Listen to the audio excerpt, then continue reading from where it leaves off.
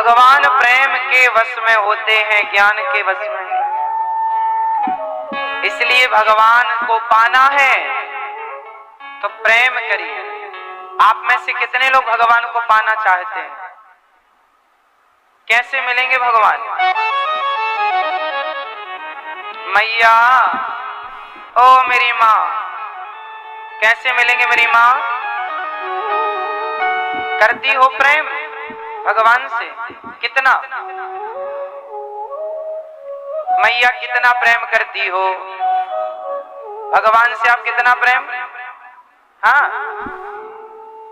कल तो अपनी पत्नी से कह रहे थे बहुत प्यार करते हैं तुमको सनम। हाँ, दादाजी करते हो घरवाली से प्रेम? हाँ या ना? करते हो। तो जितना पत्नी से उतना भगवान से है कि घरवाली से ज्यादा? हाँ? कहाँ परमेश्वर आपके? पति कहाँ आपके? अच्छा यही है। तो बताओ पत्नी से ज्यादा प्रेम है, सच्ची बताना, कि भगवान से? भगवान से। सही लग नहीं रहा।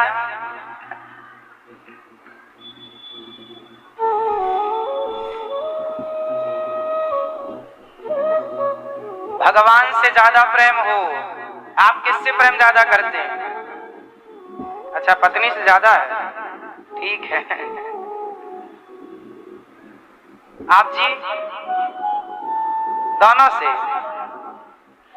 अभी आपने हाथ भगवान की तरफ किया, तुरंत ऐसे वापस कर दिया, कहीं पत्नी बुरा ना मान जाए। क्यों? बड़े होशियार हो।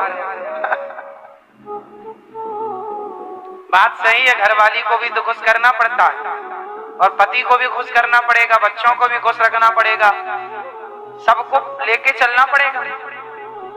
इसकी हमने व्यवस्था बता रखी है आप लोगों को कि पत्नी से प्रेम करो, पति से प्रेम करो, बच्चों से प्रेम करो, पर जब तौल कर देखा जाए तो सबसे ज्यादा प्रेम भगवान से ही निकलना चाहिए। संसार से करो पर अधिक मात्रा में भगवान से। बाकी दाल में नमक की मात्रा ज्यादा होती है कि दाल की? दाल में नमक की मात्रा ज्यादा होती है कि दाल की? दाल की मात्रा ज्यादा होती है, नमक स्वाद अनुसार होता है। तो भगवान से प्रेम की मात्रा ऐसी हो जैसी दाल, और संसार पत्नी पति से प्रेम ऐसा हो स्वाद अनुसार। जितना सामने से रिस्पॉन्स मिले उतना अपन भी दे दो, स्वाद अनुसार।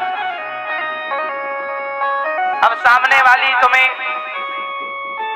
आंख दिखा रही है और तुम फिर भी उससे प्यार कर रहे हो, नहीं, स्वाद अनुसार करो, जितना वहां से उतना यहां से।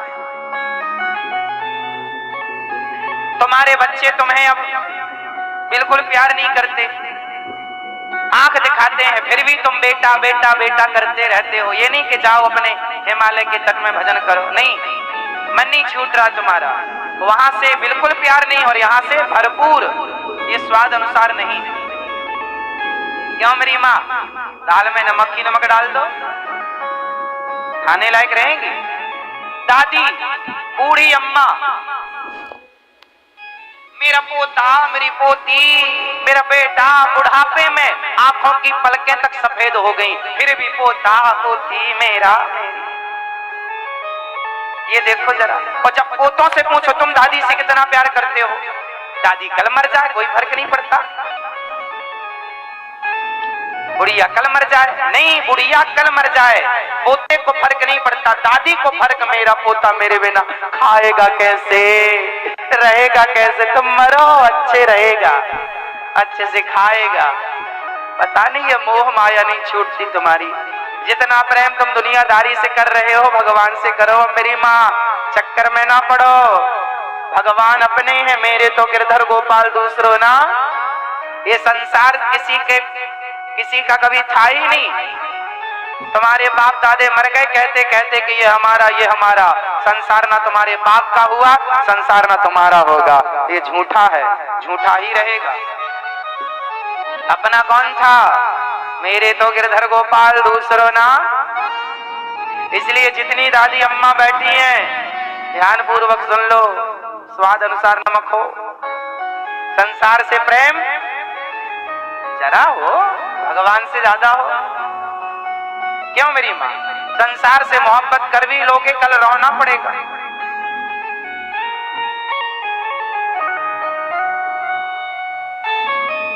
एक पत्नी मेरे पास आई रोती रोती, महाराज बहुत रो रही थी मैया। मैं समझाया, माँ क्या हुआ?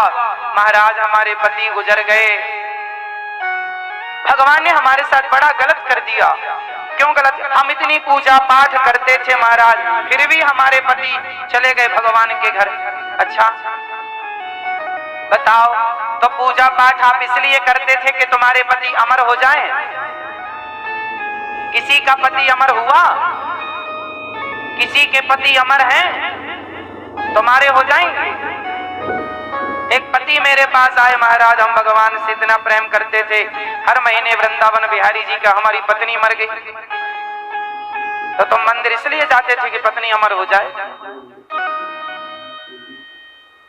हाँ कहो मेरी माँ, ये संसार कैसा है, इसकी एक सच्चाई बताऊं? चलो सुनो। उज्जैन के एक राजा थे,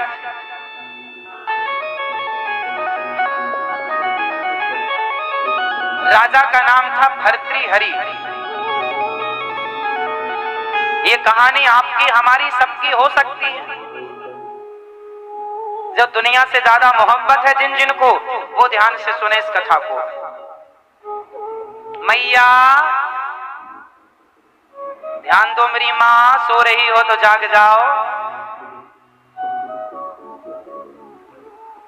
मैया मोबाइल चला रही है मेरी माँ, क्या देख रही हो? व्हाट्सएप? अच्छा वीडियो कॉलिंग करा रही हो सब घर वालों को? हाँ दिखाओ, बोलो कथा सुने वो टीवी पर। सुनो, उज्जैन में एक राजा थे, नाम था भर्तृहरि। हाँ वो अपनी पत्नी से बहुत प्यार करते थे, आप लोगों की तरह। अभी तो कह रहे थे वो करते हैं और आप मना कर रही हो। मैया क्या चाहती हो? सारा प्यार आपसे करें, भगवान से बिल्कुल ना करें? अच्छा इतना सा करते हैं।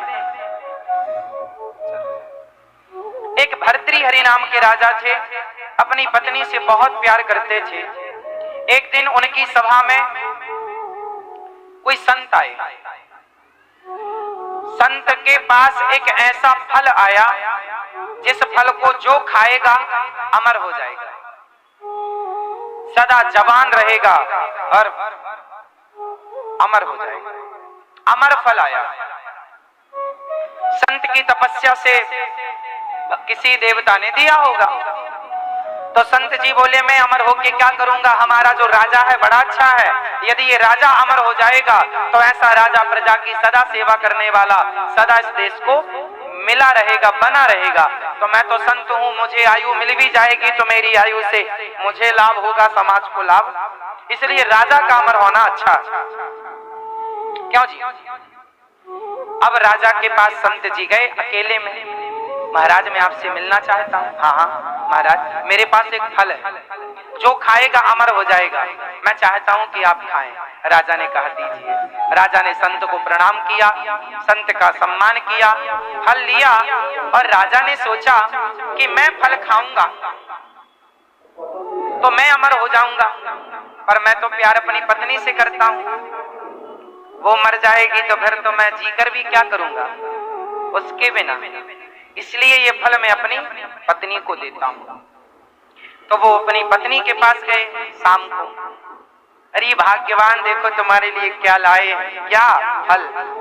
ये कौन सी बड़ी बात नहीं, ये अमर फल है, जो खाए तुम खाओ, सदा जवान रहोगी, सुंदर रहोगी, है ना, और सदा हम तुम्हें देखते रहेंगे टुकुर टुकुर, सुंदर रहोगी तुम खा लो, अमर फल है। रानी ने कहा अच्छा रख दीजिए, भोग लगा के भगवान जी का खाऊंगी।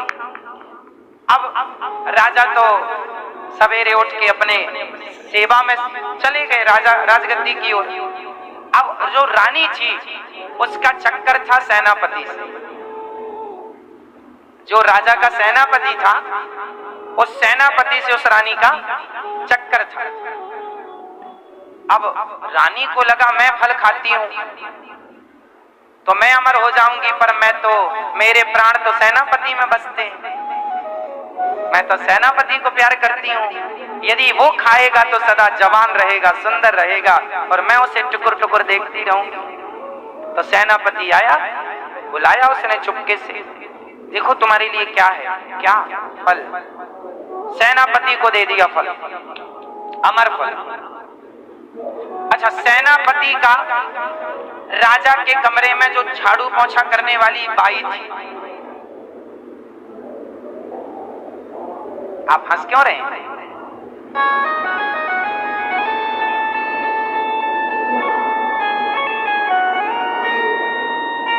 राजा के कमरे में जो झाड़ू पोंछा करने वाली बाई थी वो बड़ी सुंदर थी, सेनापति का उससे चक्कर था। तो सेनापति को लगा कि मैं खा के अमर हो जाऊंगा, पर मेरा दिल तो उसमें रहता है। तो उसे बुलाया चुपके से, यहाँ आओ, ये फल खाओ, सदा तुम ऐसी रहोगी सुंदर, बहुत सुंदर हो तुम। अब काम वाली बाई को फल पकड़ाया। अब संयोगवश काम वाली बाई, उसने सोचा कि मैं तो काम वाली हूं, मेरे राजा बहुत अच्छे ईमानदार हैं, यदि ये फल राजा खाएं तो राजा अमर हो जाएंगे, फिर सदा ऐसे राजा देश को मिलेंगे, प्रजा की सेवा होगी। राजा बड़ा धर्मात्मा, हमारा ईमानदार, हम लोगों से बड़ा प्यार करता है, प्रजा से बेटे बेटियों की तरह राजा अच्छा। तो दासी बेचारी ईमानदार थी, वफादार थी, गई, महाराज क्षमा करो, आपके कमरे में आई हूं, एक गुप्त बात कहनी। क्या? मेरे पास फल आया, अमर फल है, मैं चाहती हूं आप खाओ। अब वापस फल राजा के पास आ गया। अब राजा देख के दंग रह गए, ये बता तेरे पास कहां से आया? उसने कहा सेनापति, उसने सब बताया, मेरा चक्कर सेनापति से। सेनापति तुम्हारे पास कहां से आया? महाराज क्षमा, रानी, और रानी के पास कहां से आया था राजा को पता था। उस फल को राजा ने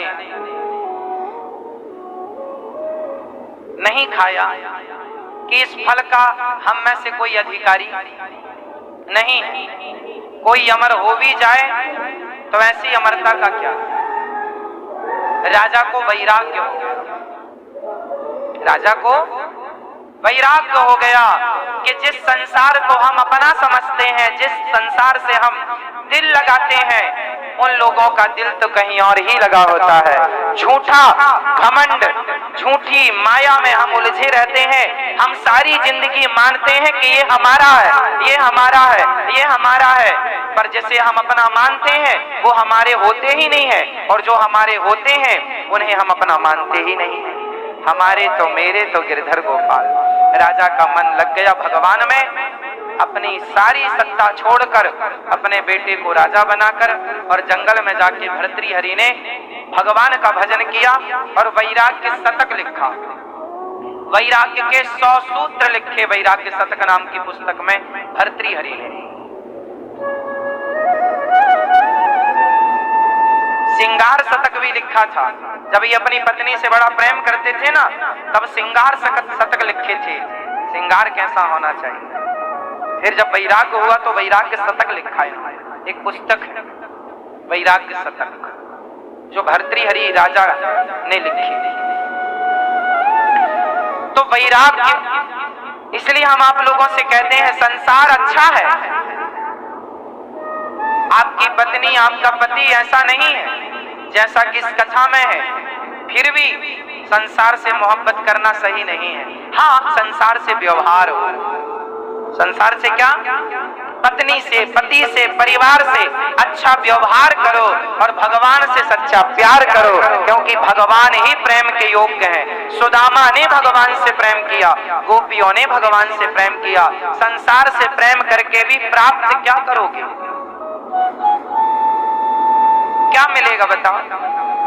संसार में अच्छे से रहो, अच्छे से बातें करो, अच्छे व्यवहार निभाओ, पर याद रखो कि हमारे भगवान हैं और हम भगवान के। संसार झूठा है, हाँ या ना? आप में से कितने लोग ऐसे होते हैं जो अपनी पत्नी से, अपने पति से खूब प्रेम करते हैं, पर वो किसी और से प्रेम करती या करता है? बहुत लोगों के घर में समस्याएं हैं। आज भी ये भर्तृहरि की कथा आज भी बहुत लोगों के जीवन में जस की तस चल रही है। क्यों मेरी मां सही है? कितनी बहन बेटियां माए मेरे पास आती हैं, महाराज हमारे पति को समझा दो, हमारा पति अपने बच्चों को हमें छोड़कर किसी और स्त्री के चक्कर में पड़ा है।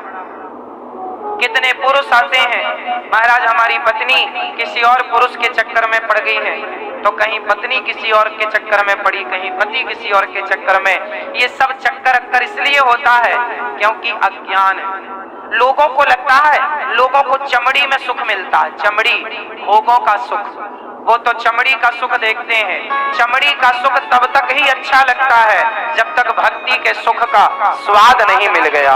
एक बार मिल जाएगा स्वाद भगवान की भक्ति के सुख का, तो चमड़ी के सुख का स्वाद फीका अपने आप हो जाएगा। गुड़ तब तक अच्छा लगता है जब तक रबड़ी नहीं मिल जाती। रबड़ी मिल जाए तो गुड़ का स्वाद फीका हो जाता है। संसार का स्वाद फीका तब लगेगा जब एक बार भगवान कृपा करके अपनी ओर तुम्हारी तरफ कृपा दृष्टि डालेंगे, और जो भगवान में जिनका दिल लग गया फिर उन्हें भगवान के अतिरिक्त कुछ अच्छा। अभी आपको संसार अच्छा लगता है, क्यों? क्योंकि अभी आप संसार में आम पेड़ को पकड़ा है, इसका पता चल रहा है। इसका मतलब ये कि आम अभी कच्चा है तो पेड़ को पकड़े रखा है। पक जाएगा तो छोड़ाना नहीं पड़ेगा, पेड़ से छूट जाएगा। आपने संसार में मन लगाया है, आपका मन, आपको भोगों में मजा आता है, रस मिलता है, आपको खाने में, सोने में, प्रपंच करने में, चुगली करने में, निंदा करने में, झूठ बोलने में, किसी की हंसी उड़ाने में आपको मजा आ रहा है। इससे पता तुम्हारा ये मजा बता रहा है कि तुम अभी कच्चे हो। परीक्षा लेनी है तो खुद की ले लो, खुद का परीक्षण कर लो कि अभी आप कितने गहरे पानी में। मीराबाई को कुछ अच्छा नहीं लगता था, दर्द की मारी बन बन डोलूं, वैद मिले नहीं कोई। कोई अच्छा नहीं लगता, संसार अच्छा नहीं लगता। क्यों? क्योंकि गोविंद अच्छे लगने लगे हैं। सोचो कि किसी को भगवान अच्छे लगने लग जाए तो फिर उसे संसार में कोई अच्छा लगेगा? बोलो, आपको भगवान में मन नहीं लगता, आपका मन भगवान में नहीं लगता। कुछ लोग कहते हैं हमारा मन नहीं लगता, क्योंकि आपको पता नहीं है कि भगवान चीज क्या है। आपको पता नहीं लगा ना अभी तक भगवान क्या चीज है, इसलिए आपका मन नहीं लगता। पता चल जाएगा कि जीवन का सार केवल कृष्ण है।